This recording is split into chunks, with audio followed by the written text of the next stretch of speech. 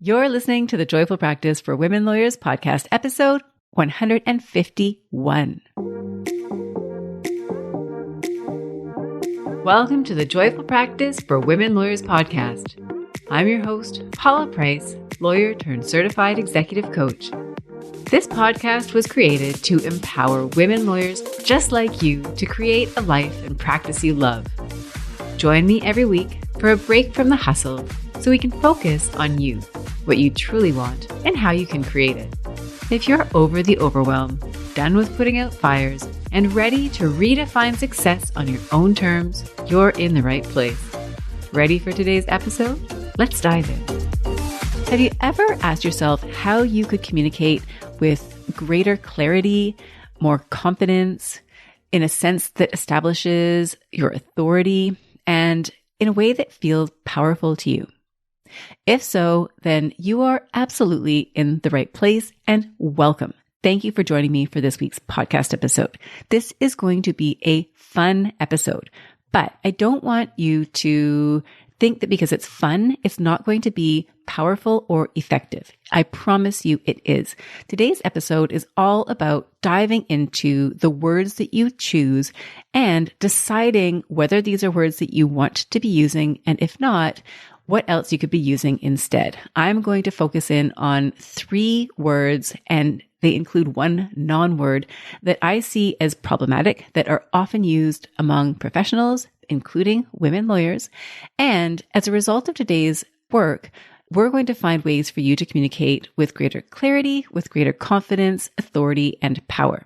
Now, before I dive in, I just wanted to draw an analogy that really was the inspiration for today's episode.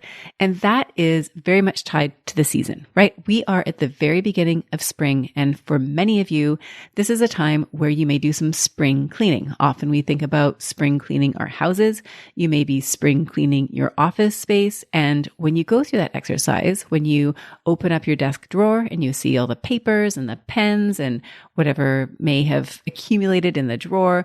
You may have that kitchen drawer, right? That one where you toss everything into, and every few months you go in and you figure out, okay, what is in here and what am I keeping and what am I throwing away? You might think about your closets, whether it's a closet that contains all your gear or if it's a clothing closet. You might think about rooms and spaces and surfaces. If you're in your office right now, you might look at the desktop and what is on the actual physical desk that you work on. Are there piles of papers? Are there file folders that could go somewhere else? Are there a number of pens that are strewn about and really you only need one of them? You might think about your computer desktop, right? What is there that maybe you could be filing away? Do you want to reorganize them, etc.? And the reason that I'm bringing up all these different physical items that you might declutter, that you might have as the object of your spring cleaning, is that they're tangible. And so we tend to look at them and think of them. And the decluttering process has a very visual effect, right? You can see the before and after. But when it comes to the way that you speak, there is very much an analogy there. There are words that you've adopted. There are ways of speaking that you've adopted. There may be common phrases that you've adopted from those who teach you language, right? At first, it's your parents. I think we've all had that feeling where we've been like, oh, wait a second. I sound exactly like my mother. I sound exactly like my father, right? We learn our language from others. It may be cultural, right? We are working in a profession where there's a certain common language among the lawyers that you work with. It may also be influenced by your organization. You might find that within a particular department or within a particular firm that people are a certain way, that they use certain language. And so it may be less conscious because it's not visual, right? When you have a spoken word, you don't necessarily see it. If it's on paper, then it is a little bit more tangible. You can see it there, but our spoken language tends to be a little bit more unconscious. And so what I'm doing with you today is I'm raising your consciousness about some of the words that you may be using and inviting you to think about whether you want to continue using the words and what else you might choose to do instead. So the way that I see it is that the problem that we're looking to solve today is that the way that we speak may be unconscious, and we may be inadvertently sending the wrong message or an unclear message. And we may be giving away our power and or undermining our sense of confidence in the way that we're speaking. And I'm going to identify 3 specific examples that we're going to go through today that will help you see what I mean and help you see, more importantly, how you can adapt the way that you are speaking to create greater clarity and instill more confidence. Now, the reason that this exists, as I mentioned earlier, it's not your fault. It's not that you've done anything wrong. But again, we learn from others. And so we may have taken on a number of habits and words from others.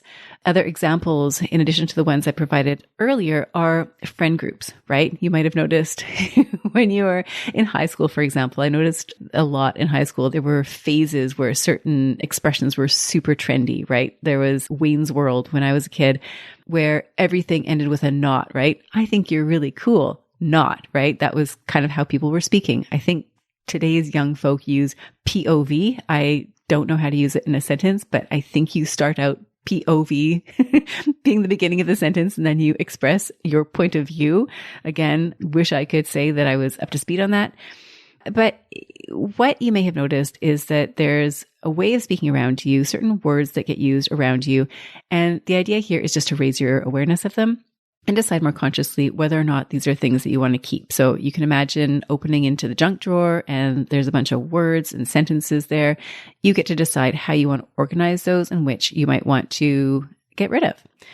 Now, the thing that's tricky about words is that the way that we speak and the effect that our words may have on others can be so subtle that we don't even notice. And so we keep using the same words, we keep using the same speaking patterns, sometimes to our own detriment, without realizing their effect on others and on ourselves. And what can happen then is that in an unconscious way, we can miscommunicate.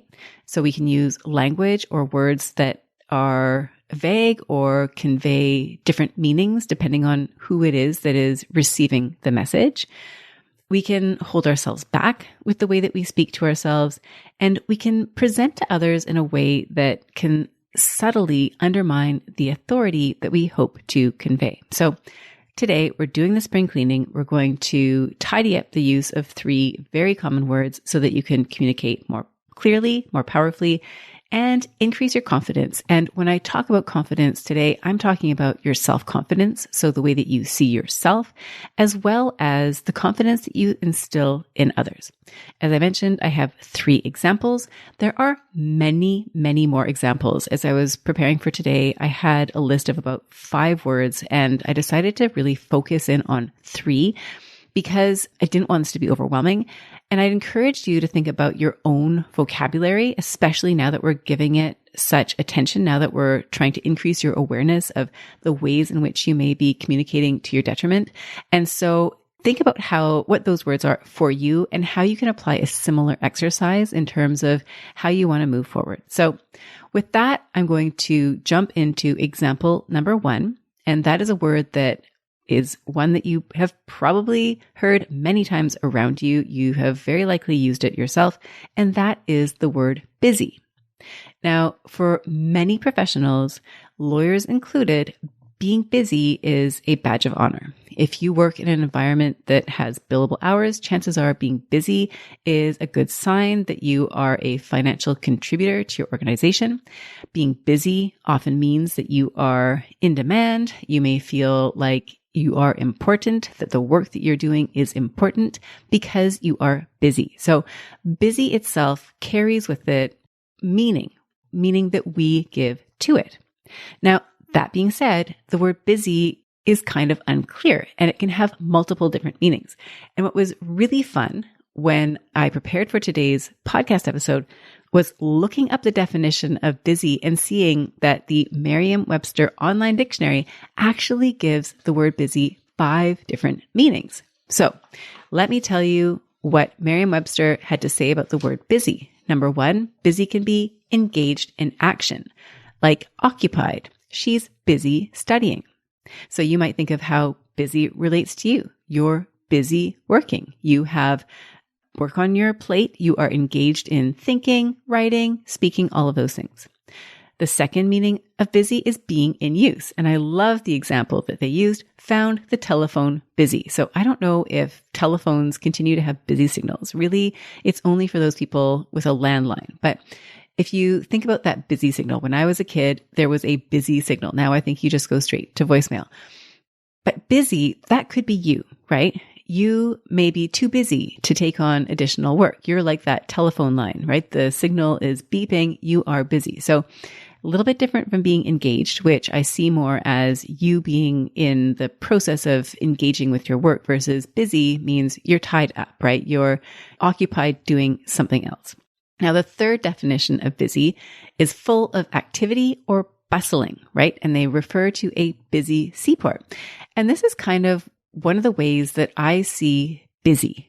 And busy, again, it's going back to this idea that busy is not itself a very precise word. Already we're at 3 different meanings for one single word. And yes, the meanings tend to be related. But if you think of people who are successful and whose work is sought after, and you think about how they operate, some of them are busy like a seaport busy, right? You look into their office, there are piles of paper everywhere. They seem to be running around at all different times. There's that kind of busy. Whereas others might be busy, right? They're engaged like that telephone line. And yet where you look at them in their office, there are neat piles of paper. Everything seems very under control. And so they're engaged, but less on this busy. So again, we're seeing the nuances of busy. And often when somebody says, oh, I'm so busy, what they are conveying is that seaport busy, right? I'm so busy. There's so many things going on. It's like you can imagine a stovetop with 4 different pots and they're all boiling over. That's another kind of busy, right? The fourth definition that the Merriam-Webster dictionary offers up is foolishly or intrusively active. And the word they use also here is meddling. So a busy, fussy sort of man concerned with regulating everything. So again, busy can mean something different, right? I think of that sort of Melvin Sneedley, I think. I think he's a character in the comic book. Oh, what's it called? Oh, my kids read it when they were younger. Anyhow, it's a comic book strip. It will come to me eventually. And, there's this one character, Melvin Sneedley, and he's kind of like that kid at school who's always looking on the other kids and wanting to tattletale on them and getting involved where he's really not meant to be involved. So that could be another meaning for busy. And then finally, the last definition that they offer is full of distracting detail. So a busy design. And that's, to me, signifying that overwhelmed busy, right? So you might feel like, ooh, I'm so busy. There's so much on my plate. I don't know what comes first. That is almost that busy design, full of distracting detail. You don't really know where to focus because there is so much going on. So turning this back to your use of the word busy, if you use that word, and I use that word for years, I try to veer away from it now just because I found for a number of reasons I wanted to stop using that word. But for you, you might ask yourself, okay, where am I being busy? Where am I using that word with others and also with yourself, right? If you're telling yourself you're busy. So the first question that I'd invite you to consider is, what do you mean by busy, right? If you tell yourself, I'm so busy, I'm too busy, they're too busy, right? Sometimes we make assumptions that other people are too busy. It's a busy practice. What does that mean? Is it a thriving practice? Is it a messy practice? And I'd invite you to think about what you are telling yourself. So if you tell yourself, for example, I am having a busy day, or I have a busy day ahead of me, what exactly does that mean for you? Does that mean you have a full day? Does that mean you have a day where you're fully occupied? You may be going to court, in which case you're busy in the sense of a telephone line busy. Nobody else can access you while you're at court. It might mean that disorganized type of busy, or even that type of busy where you're active, but you're not really productive. Now, the second question I'd invite you to ask yourself is, what feeling is produced when you use the word busy? What feeling does that bring up with you? So if you tell yourself, first thing in the morning, I have a really busy day ahead of me, what does that create? Now, if you've listened to previous podcast episodes where I've talked about the relationship between your thoughts, your feelings, and your actions, then you'll know that your thoughts create your feelings and your feelings drive your actions. And this is one of the underlying principles of cognitive behavioral therapy. And so if you think, okay, I'm busy And what you feel then is overwhelm, you feel stress, you feel pressure, you don't know how you're going to get everything done, then that might lead you to take actions like pushing things off, like jumping straight into your day without thinking about which task really goes first. That can be sometimes how you end up having those days where you are busy, but not necessarily productive. So you want to pay close attention to how telling yourself that you're busy or saying that you're busy makes you feel and how that impacts on the actions that you take. And then I'd invite you to ask yourself what it is you really want to say, right? Maybe if you're telling a colleague or you're telling your boss, oh, I'm really busy, what you're really trying to say is, I'm at capacity. Please stop giving me work, or I need help. I need someone else to take some of this off my plate so that I have a more manageable workflow. It may also be that your to-do list is full of distracting detail, right? You have all these things. Maybe you don't even have a written down list. You've got a list in your head and all those items are buzzing around in your head. And so what you might really need is time to write out your list and set priorities so that it no longer feels busy. So the strategy here that I'm going to offer to you is, number one, if you find yourself using the word busy and you want to make some changes or find better, more accurate words that you could use to describe what is going on for you, then number one, identify where it is that the word busy comes up. And now that you've listened to this podcast episode, this is going to happen for you. You're going to start to notice when other people use busy. You're also going to notice when you yourself use the word busy. And so first of all, you just want to gain that awareness. And then the second question is going to be, what is it that you really mean by that? And then the third step is to choose something different, a different word instead. So if you have that thought, I'm really busy and it's that overwhelmed type of busy, then maybe what you will say to yourself instead is, I'm going to focus on 3 things today.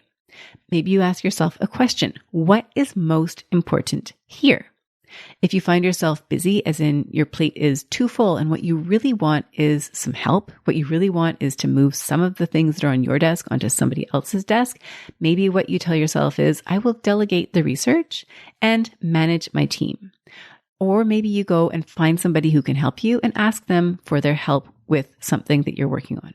If you find there's that busy, and a lot of professionals, a lot of lawyers feel this way, you feel behind, right? You feel like you're always catching up. You feel like there's always more on your to-do list than you have time for. So you might do some self-talk that will help you feel more at peace with where you are right now. So instead of saying, I'm so busy, I'll never get all of this done, you might tell yourself, I'm exactly where I need to be right now. I'm on track to get this done. If you find that what you really mean is you're at capacity, right? You don't have room to take anything else on, you might play with the language that you use. So I find myself switching away from busy often, and I might use the word capacity. I'm at capacity right now. I am engaged until such and such time. My calendar is full. Sometimes I'll tell myself I don't have the bandwidth to take something on. Now, these are in some ways substitutes for the word busy. And so from that perspective, they're maybe not ideal, but again, I'm being very conscious and intentional about the way that I use the word busy, and I would invite you to do the same for yourself. So that was word number 1 that we're going to investigate, that we're going to challenge, that we're going to raise our awareness around and possibly stop using. That word is busy. So the second word that I'm going to invite you to dive into today is the word sorry. Now, this is a word that I think is very much a habit. Sorry, I'm late. Sorry, I bumped into you. Sorry, I made a typo. Sorry, I sent the wrong document. And if you're Canadian like me, then there's a cultural component to sorry, right? There's the joke that when somebody bumps into a Canadian, the Canadian will apologize. The Canadian will say sorry. Now, I turn to the Merriam-Webster online dictionary once again for the definition of sorry, and I was pleasantly surprised and kind of delighted to see that once again, there were multiple definitions for the word sorry. So here they are. Number 1 is feeling sorrow or sympathy. I'm so sorry for your loss. He told me to stop feeling sorry for myself. In other words, to stop indulging in self-pity. So there is one definition of sorry. The next that they offered, and this is the one that I'm more focused on in this discussion the feeling regret or penitence sorry. And so here, the example is he was sorry about what he had said. And what's interesting here too is that the definition goes into different ways that you might use sorry in this example of penitence or regret. So it might be used to express polite regret. I'm sorry, but I think you're wrong. I'm sorry to interrupt you. And this is an area where I think many of us are saying sorry and where I'm inviting us to consider if that's really the word choice that we want to use. Sorry can also be used to introduce disappointing or bad news in a polite way. I'm sorry, but we won't be able to come. And the third example in this sorry as an apology category, used as an apology for a minor fault or offense. Oh, sorry, that was clumsy of me. I'm late again. Oh, sorry about that. Sorry is basically saying, I apologize. So here, this category is offering sorry as a way of expressing regret, going back to that definition, regret or penitence. I'd invite you to consider when you use this word sorry, whether or not this is the word that you want to choose. Now, the other two examples of sorry, mournful or sad, the moon just looks like a sorry, sorry face. This is a quote, Lucy Montgomery. So I think we've heard that, right? It's a sorry looking piece of lettuce. It just is kind of sad looking. And then finally, inspiring sorrow, pity, scorn, or ridicule, right? Pitiful is the word that they use as a synonym. Their affairs were in a sorry state. So here's a word, sorry. It's got multiple potential meanings. Yes, we can normally extrapolate from the context what it is that we mean by sorry. But here, I again want to revisit when you are using sorry, and I would invite you to ask yourself if that is really the word that you want to choose. So the first step here, of course, is to pay attention to your use of the word sorry. Now, I might have mentioned this before in the podcast, but when I was in grade 5 or 6, I was maybe a bit older. There was a woman who was brought to our school to teach all of the girls self-defense training. And one of the things, she taught us all sorts of things, but one of the things that she emphasized in her training was that women generally said sorry more than they needed to say sorry. And so she had this big pair of metal scissors and they made that scissors sort of snapping sound. And she snapped her scissors and said, I want you to imagine that you are snipping the sorries out of your life. So this was some very early brainwashing about the use of the word sorry. So I've always been somewhat aware, or at least since that discussion, about the word sorry. And yet I have continued to use sorry very much into my adult years. I think now I'm using it less and less on purpose because I started to notice how many sorries I was using, and I wasn't really convinced that I needed to use so many sorries. So for you, I would invite you to ask yourself, where are the sorries? And again, now that you're listening to this podcast episode and thinking about the word sorry, you're going to start to notice it everywhere. You're going to notice when other people use the word sorry, and you're going to notice yourself when you use the word sorry. So pay attention to when sorry comes up in your life and ask yourself what it is that you're trying to say. And it could be an actual apology, right? It may be that you did something wrong and you're asking for forgiveness. So an example here might be you have your partner or someone you live with, they have a favorite mug, and maybe you're in the kitchen and you're kind of bustling around a little bit, you're not paying super close attention, and you knock the mug onto the floor and it shatters and you feel really badly because you know this is their favorite mug and you've done something a little bit careless and now the mug has been destroyed. And so you might truly feel sorry. So you may apologize, you may take ownership, you might say, I was careless and I broke your favorite mug. And that might be something that feels right to you. Again, going to that second question, which I invite you to consider, is how do you feel when you say it? I mean, if you truly feel sorry for having done something where you feel like you played a role in this, you want to take responsibility, then saying sorry probably feels good to you. It's an acknowledgement of you wanting to say to that other person, hey, listen, I did something here, I'm taking responsibility for it, and I'm sorry about it. But there's other examples where maybe sorry isn't exactly the right word, right? If you send an email, for example, and there's a typo in that email, then chances are you did not purposely put that typo in the email. Now, maybe there was some element of being rushed or being careless or not paying attention. I mean, maybe there is some component that you want to acknowledge and apologize for, or maybe it's something a little bit different, right? Maybe it's, something, and I'll get to that in a minute, but you want to be asking yourself, is it truly sorry? The place where I probably see the most sorries is in email communication, where I've sent an email to somebody and they respond to me. And in my mind, it's not a long wait for that email response to come in, but they apologize for the delay. I'm sorry for the delay in responding to your email. And I used to do that myself quite often, and I've stopped doing that. I've switched that. Again, I'll get into the fix in a minute, because I realized I wasn't really sorry. I hadn't really done anything wrong. I hadn't intentionally put somebody's email off for whatever period of time because I was trying to be spiteful or I was being careless. I was truly unable to respond to the email. And so you want to be careful about where you're using your sorries. Is it an actual apology, or is it something else? Is there something else that you're trying to say? So that first level is just awareness. And what is it that you're trying to say with your sorry? And then that second question is, how do you feel when you say it? So does it feel good? Does it feel right? Or are you minimizing yourself with the sorry, or maybe taking blame for something that's not really your fault? Maybe you're trying to appease somebody because you think they're going to be upset with you.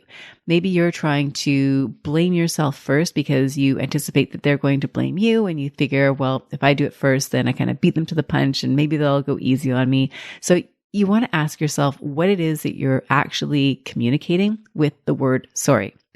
And then we move into that third part, which is to ask yourself what's really going on here. So in terms of strategy, much like the busy word strategy, we're going to do the same thing, right? We're going to raise your awareness of where you use the word sorry. We're going to ask yourself what you really mean. And then in this third step, if it's not a true apology, then we're going to choose a different word instead that feels more aligned with what you really mean and that is more powerful. So for example, let's say you make a typo and somebody points it out to you.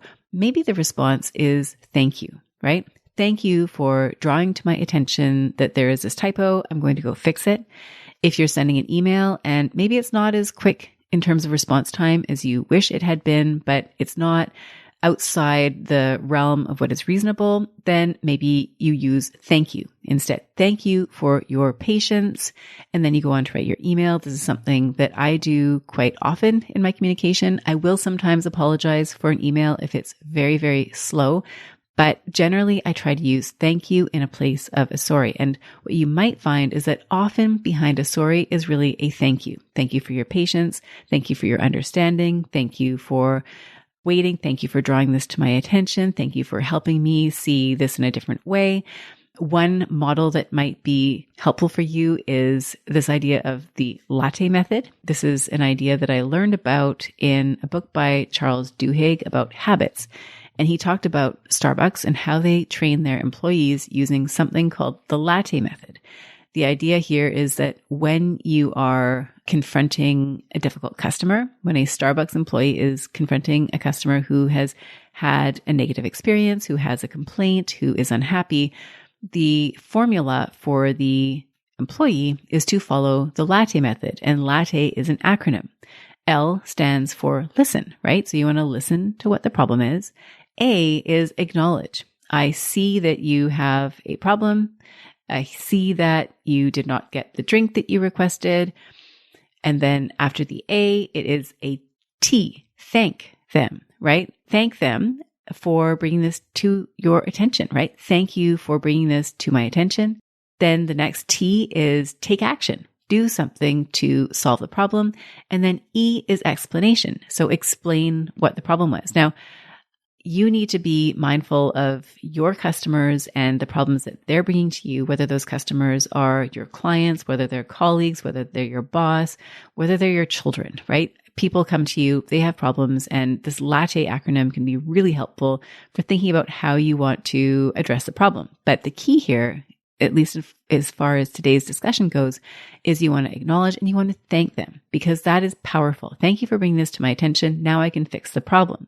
That explanation, right? The E of the latte, I think you want to be pretty discerning in terms of how you go about explaining things, because sometimes clients don't want a long explanation. They want to see that the problem is fixed, but you don't need to dwell in terms of why it's a problem. Usually 1 or 2 sentences is sufficient. You can offer to tell them more if that seems appropriate in the situation. But again, you're wanting to thank people. And there's a real difference. And you'll notice if you go and start doing this, instead of apologizing to others and instead thanking them for drawing something to your attention and giving you the opportunity to fix it, it's a much more empowering dialogue, right? People feel good. Thank you for bringing that to my attention.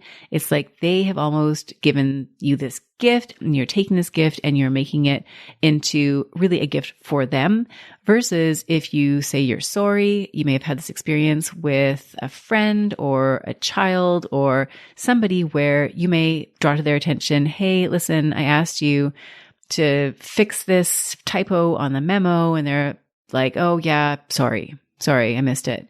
And then it kind of falls flat, right? They've apologized. Now, what are you supposed to do, right? Oh, I forgive you for making the typo and not correcting it, right? There's, as a consumer, right? You're in the customer's position here. What do you do with that sorry? Versus if that person were to say, thank you, I'm so sorry I missed that. I meant to get to it, but something interrupted me.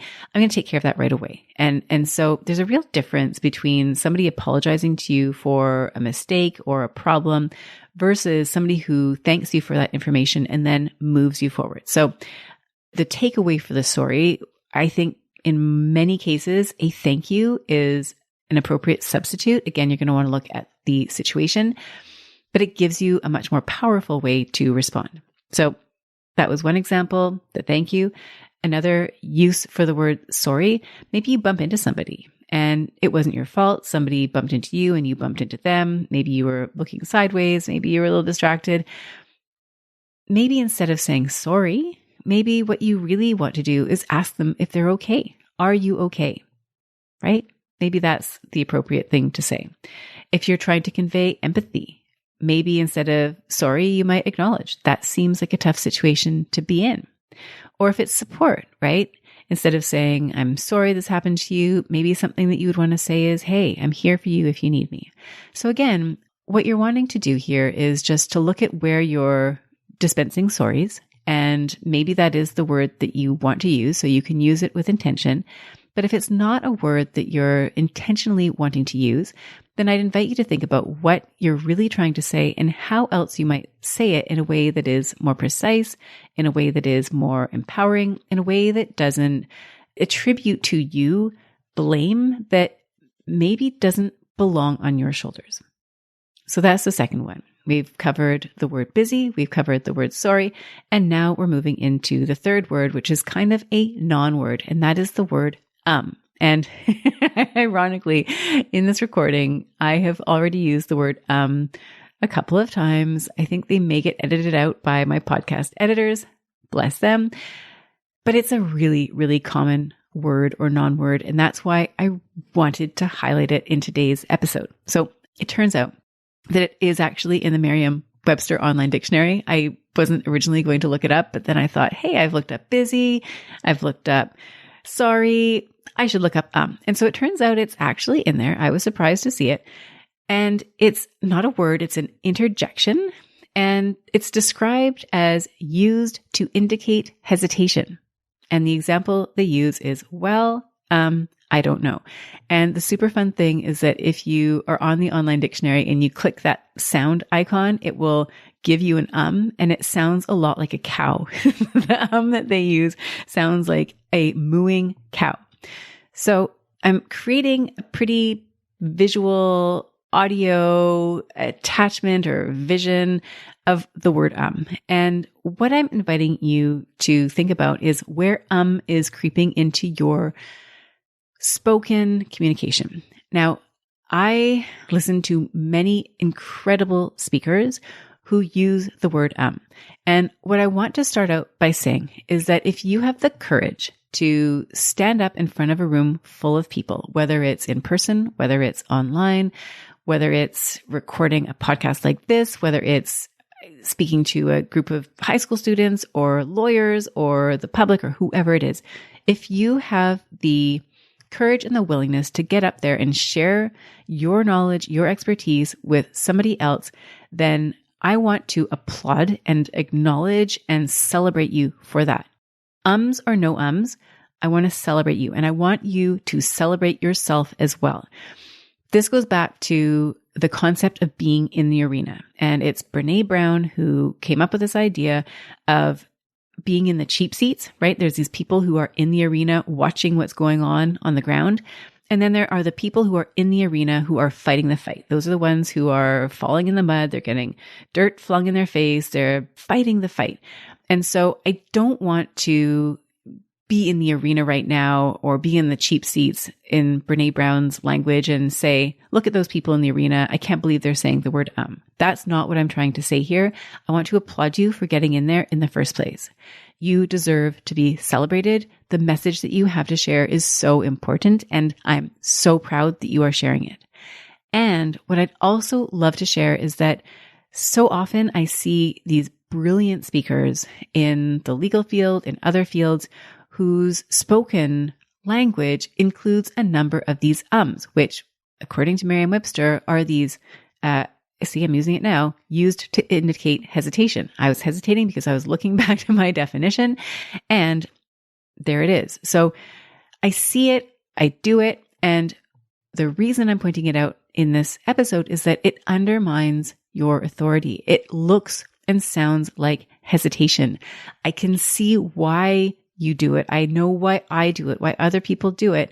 And yet it takes away from the effectiveness of your spoken word. It can take away from your sense of authority. When you are speaking about a topic and you know that topic and you use the word throughout, people may start to doubt you. They doubt your self-confidence. They doubt your authority. And so I just wanted to spend some time on this and think of ways that we can use to alleviate the ums from our language. So number one is simply to notice the habit. Again, now that we've talked about on this podcast, you're going to start noticing all of the ums around you. You may even start noticing the ums that you speak.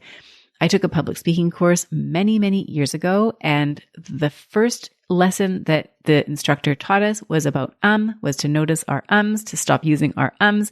And so for years, I've been mindful of the ums, and I still use the ums, but I am really trying, and I'm inviting you to try to notice where the ums come into your language. How can you do that? Well, you can ask other people to point them out for you. You can notice for yourself when you use them. You can imagine that as you're speaking, there is a transcript, and you can imagine that every time there's an it's a square bracket around the word hesitation, just like the Merriam-Webster online dictionary.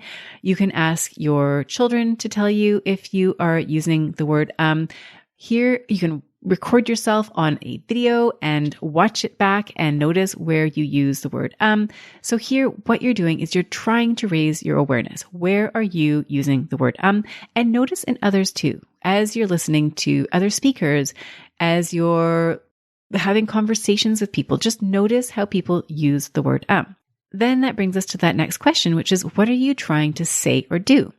Sometimes you'll use the word because you feel unprepared. You're going to check your notes.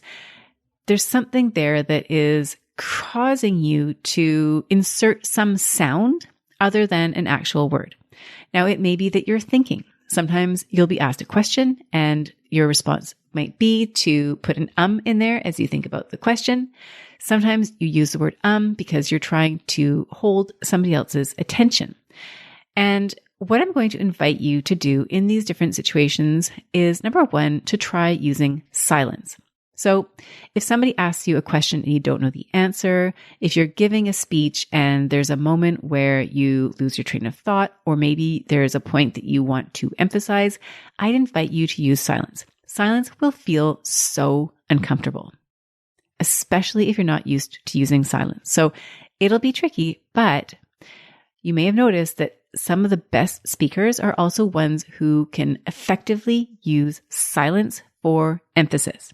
So for you, instead of having an I encourage you to use silence. If you're a litigator and you've had clients who've been deposed as witnesses, then you may have instructed them not to say anything because the transcript doesn't record head nods. It will record ums. And so, sorry, now I'm getting confused here. There, I'm using the word sorry and I'm using the word So yes, these things happen. What I'm trying to say here is you may have instructed your client not to say certain things because of the way that it will appear on a transcript. If they are hesitating over a question and they say nothing at all, the transcript is clean. But if the client starts using fillers, like the word on the transcript, those fillers are going to show up on the transcript. So I'd invite yourself to imagine that you are speaking and there's a transcript of what you are saying, and you want that transcript to be as clear as possible. So that's one strategy, is simply to use silence instead of the word Now, the second strategy is to tell the person what you're doing. This comes up sometimes for me in coaching conversations where a client will tell me something and they may tell me many things. And in that moment, I am digesting what they've told me and I'm thinking about what my next question is going to be for them. And sometimes I will tell them, I'm thinking about what you just said. I'm thinking about how to answer your question. You raised two really interesting points. I'm thinking about which one to start with. So for you, if you're in conversation and you're finding that you're pausing, or maybe you're giving a presentation and you pause, you might just say what you're doing. I'm spending a minute thinking about where I want to go next. I just thought of an example. I want to confirm it's a good example before I share it with you. So again, instead of which may just sound like a filler, it can be distracting, it can undermine your authority. If you tell the person what it is that you're doing, it conveys clearly what it is that you're doing, and it conveys more authority and confidence than using the word Now, the third example that I have here is if you're using to hold your line in a conversation. So an analogy that comes to mind here is driving. And when I was taught to drive, I was taught to leave quite a bit of space between me and the car in front of me. And my husband drives very, very close to the person in front of him. Less so when I'm in the car because I get a little nervous. And we had a conversation about it once, and he said to me that the reason that he likes to drive so close to the car in front of him is because if he doesn't do that, someone from another lane might cut in front of him. And so you might think about this in terms of conversation. Sometimes you're talking and you're scared that someone else is going to interrupt your conversation, and it happens. And so the is almost like a placeholder. It's signaling to other people in the next lane, hey, listen, you can't cut in front of me because I'm not done here. So if that's one of the reasons why you find yourself using the word then you may need to articulate what it is you're doing. You may need to use words like, bear with me, I'm just completing what I have to say. It may be, I have one more thing to add. I'm just thinking about my last point. You may need to say something to indicate to others not to interrupt. So those are some examples then. If you're struggling with the word you can use silence. You can tell the person what you are doing, what it is that you are thinking about. And if you're trying to prevent that interruption from happening, you may need to use language that is pretty explicit about what it is that is going on. And I have had conversations where I've had to say to somebody, I'm not finished speaking yet. I'd like to complete this thought. I'd like to add this last point. You may need to do that. And that can feel uncomfortable. And so you'll want to ask yourself if what it is that you want to say, what you need to say, you need to ask yourself what the best way is to navigate that. So bringing all of this together, I wanted to share a before and after. We've talked about the words busy. We've talked about the word sorry. We talked about, and so I'm going to offer you a sentence makeover, right? It's not potentially as satisfying as looking at a before and after picture of a decluttered workspace. I mean, that really is so satisfying, but here it is. Here's example 1. I'm sorry, I'm late again. I've been really busy with work. I don't know where to begin. That's one example. Versus, thank you for your patience. I was in a meeting that went over time. Please give me a minute to gather my thoughts. Maybe start by reviewing the edits I made to your draft. So you can see 2 different examples conveying pretty much the same thing. The latter one, avoiding the words busy, avoiding the avoiding the sorry, and using more space in the way that the words are expressed. So these are 3 simple edits that will enhance the way that you communicate with others, and perhaps more importantly, if you ask me, the way that you communicate with yourself. There are a few skills you'll need to lean on in order to do this. Number 1 is increasing your awareness of your unconscious habits, right? The busies, the sorries, the ums, and any other words or fillers that you may find sneak in unconsciously as you speak. And I will tell you that in recording this episode, even now I'm hearing some of those unconscious words and fillers that I go to. We all do it. And so the first step is gaining awareness about what those are. The second step, the second skill, is to develop the skill of asking yourself what you really mean. What is it that you're really trying to convey or communicate through your words or your fillers? The third is translating your meaning into precise language. And this can be tricky, right? Especially if you're thinking about the word sorry and how sorry is sometimes used as a form of politeness. And so you may want to be polite in your communication and yet not use the word sorry. And that's going to require that you be creative in finding language that is more precise, that still conveys warmth, that is still polite, but may not use the word sorry. The fourth thing you'll need to do is to express, using words or silence, what it is that you intend to say or convey. So instead of the default, you're going to need to practice saying things differently. And that brings us to the final skill, which is resisting social convention. So it might be uncomfortable to not use the sorries, not use the ums, not use the busies, especially as you find others around you are using these words, that they are using these fillers. And we tend, like I said at the beginning, you tend to adopt the way that other people around you are speaking.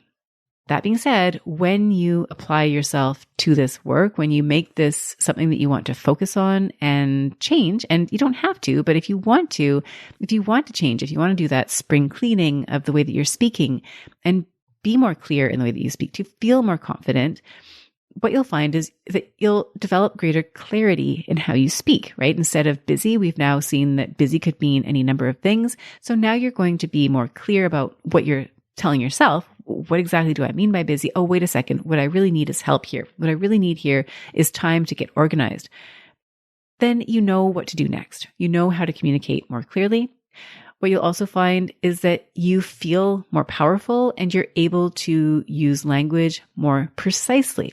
And here, what happens is, yes, we're talking about words, but there's something much deeper that goes along with the shift in language. So if you're looking at busyness as something that happens to you, if you're using sorry as a way of taking on responsibility for things that maybe you don't need to take responsibility for, if you're using ums because you're nervous and you're uncomfortable with silence, then what happens when you start to raise awareness and make shifts here is that you gain more control. You are no longer at the mercy of busy or feeling the need to apologize and blame yourself. There's actually a much deeper, more profound shift that happens. And the way that you speak to yourself and the way that you speak to others is more powerful. You're taking more ownership.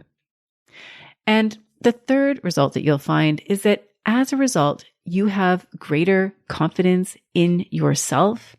You have greater confidence as a speaker, as an advocate, and you'll find that you instill greater confidence in others.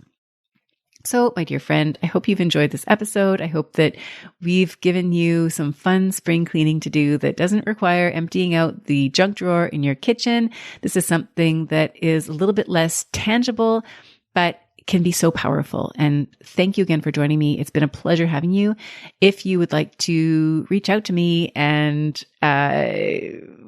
here I am. I'm umming because I didn't prepare this part of my podcast. But if you'd like to reach out, if you'd like one-to-one coaching, if you'd like help speaking more powerfully, if you'd like help getting clear on what it is that is happening in your practice, if you feel like you're too busy, if you feel like you're constantly apologizing, by all means, please feel free to reach out to me. I would absolutely love to hear from you. You can reach out by email, on my website, on LinkedIn. There's all sorts of channels, and I would absolutely love to hear from you. So have a beautiful week. I will look forward to reconnecting with you soon. Bye for now. If you enjoyed today's show and don't want to miss an episode, subscribe and follow the show wherever you listen to your podcasts. If you haven't already, please leave a rating and review. Your feedback will help me create a podcast that's tailored to your needs and goes straight to the heart of what matters to you. For instructions on how to subscribe, rate, and review the podcast, visit www.thejoyfulpractice.com/podcast launch. See you next time. Thank you for listening to this episode of the Joyful Practice for Women Lawyers podcast. If you want more information, visit www.thejoyfulpractice.com. See you next week.